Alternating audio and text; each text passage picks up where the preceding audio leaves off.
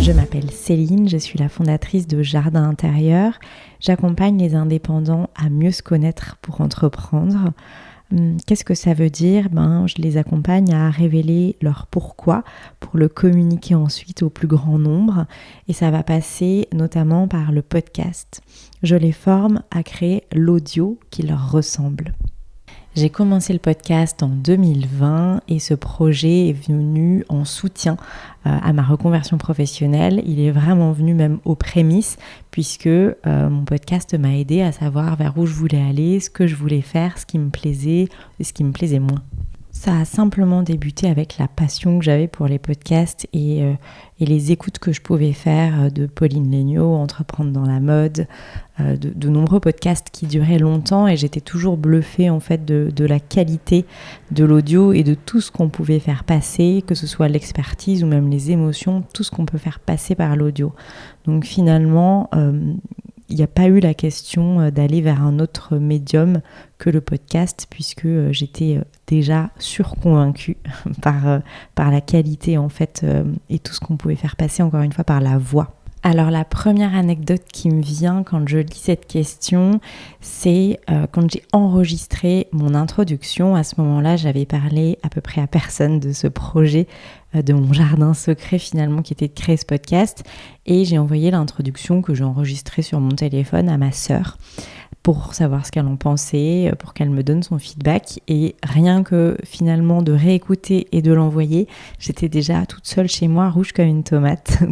J'avais déjà cette honte de me dire oh là là mais je me mets un peu à nu finalement. Donc il y a eu ce premier souvenir qui est venu. Et pour le reste, j'étais en reconversion, j'avais du temps, je ne travaillais plus.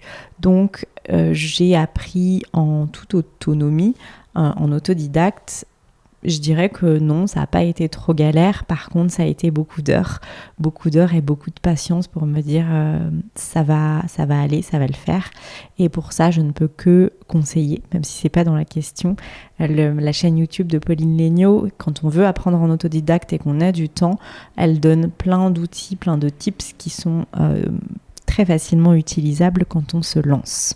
Je me suis récemment lancée dans la prestation de services et dans la création de podcasts finalement pour d'autres personnes que moi et c'était un très bel exercice d'aller finalement plonger dans un univers que je ne connaissais pas et j'ai pris beaucoup de plaisir dans les interviews et dans le fait d'ouvrir une thématique à d'autres personnes et de la rendre accessible.